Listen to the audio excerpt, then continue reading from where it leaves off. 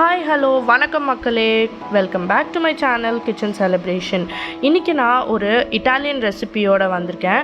இந்த cream cheese pasta எப்படி பண்ணுறதுன்னு பார்க்கலாம். வாங்க வீடியோக்குள்ளே போகலாம். இந்த ரெசிபிக்கு நான் ஒரு நான்ஸ்டிக் பேன் எடுத்திருக்கேன். அதில் ஒரு 1 டேபிள்ஸ்பூன் பட்டர் ஹீட் பண்ணிவிட்டு அது நல்லா சூடானதுக்கப்புறம் அதில் பூண்டு ஒரு 3லேருந்து 4 பல் பூண்டு எடுத்துகிட்டு நான் இன்றைக்கி சாப் பண்ணி தான் சேர்த்துருக்கேன். பட் நீங்கள் லைட்டாக அதை இடிச்சும் சேர்த்துக்கலாம், அதுவும் இன்னும் நல்லா டேஸ்ட்டாக இருக்கும். அதை பூண்டு நல்லா வதங்குற அளவுக்கு நல்லா சாட்டே பண்ணி விட்டுருங்க. அதை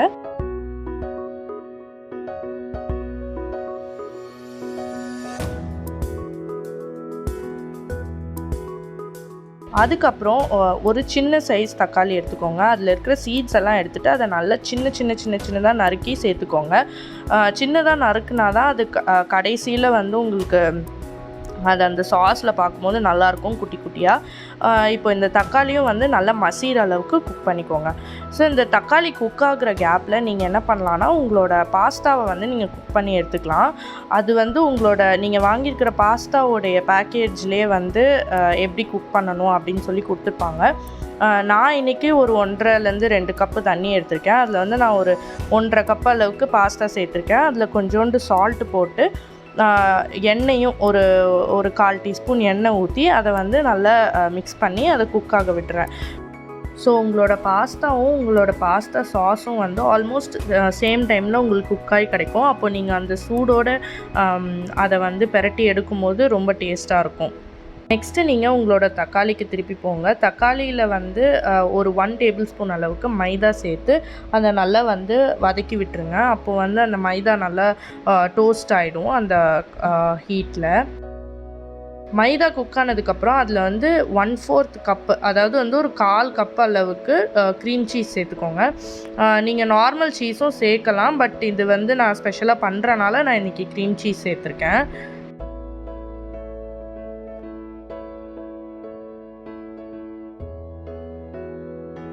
இந்த க்ரீம் சீஸ் நல்லா மெல்ட் ஆகிட்டே இருக்கும் போது அதில் ஒரு 1/4 கப் பால் சேர்த்துக்கோங்க. நான் இன்றைக்கி கொஞ்சம் ட்ரையாக தான் என்னோடய சாஸ் பண்ணுறேன், அதனால கம்மியாக பால் சேர்த்துருக்கேன். பட் நீங்கள் ஒரு 1/2 கப்புலேருந்து ஒரு 3/4 கப் வரைக்கும் பால் சேர்க்கலாம். எக்ஸ்ட்ரா பால் சேர்க்குறப்போ உங்களோட பாஸ்தா கொஞ்சம் எக்ஸ்ட்ரா சாஸியாக கொஞ்சம் லிக்விடாக இருக்கும். இன்றைக்கி என்னோடய பாஸ்தா கொஞ்சம் திக்காக தான் இருக்கும்.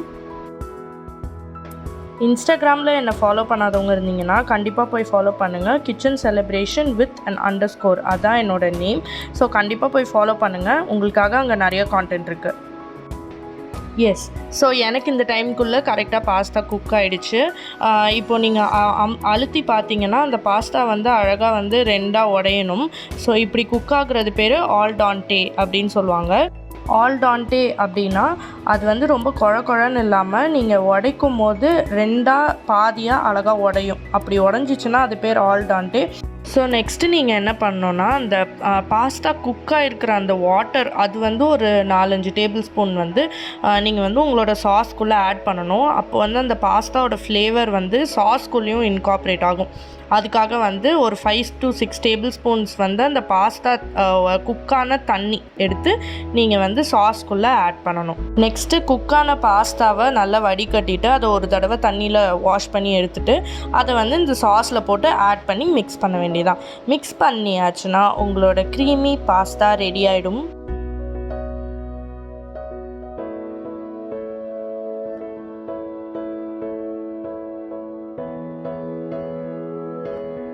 கொஞ்சம் சீசனிங்கும் ஆட் பண்ணிக்கோங்க. ஸோ ஃபஸ்ட்டு பெப்பர் போடுறேன் நான். பெப்பர் நீங்கள் பெப்பர் பவுடராகவும் சேர்க்கலாம். நான் இந்த பெப்பர் மில் வச்சு அதில் கிரைண்ட் பண்ணி யூஸ் பண்ணுறேன். நெக்ஸ்ட்டு பார்ஸ்லே, இது ட்ரைட் ஹர்ப்ஸ் தான் நான் யூஸ் பண்ணுறேன். Next chilli flakes and organo அது ரெண்டும் மிக்ஸ் பண்ணி ஆட் பண்ணிக்கிறேன். சில்லி ஃப்ளேக்ஸ் உங்களோட காரத்துக்கு ஏற்ப நீங்கள் ஆட் பண்ணிக்கோங்க. இதெல்லாம் ஆட் பண்ணி முடித்த உடனே நல்லா மிக்ஸ் பண்ணி விட்டுருங்க.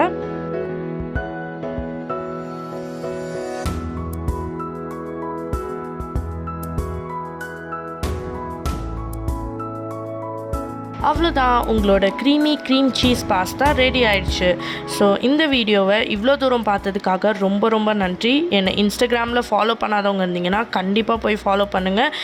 என்னோட நேம் வந்து kitchen celebration with an underscore. இந்த வீடியோ உங்களுக்கு பிடிச்சிருந்ததுன்னா கண்டிப்பாக லைக் பண்ணுங்கள், உங்கள் ஃப்ரெண்ட்ஸ் கூட ஷேர் பண்ணுங்கள். அண்ட் ஆல்சோ மறக்காமல் இந்த சேனலுக்கு கண்டிப்பாக சப்ஸ்கிரைபும் பண்ணிவிடுங்க. இன்னொரு சம்மர் ரெசிபியோட உங்களை அடுத்த வீடியோவில் சந்திக்கிறேன். அது வரைக்கும் உங்களிடமிருந்து விடைபெறுவது உங்கள் ஷாரன்.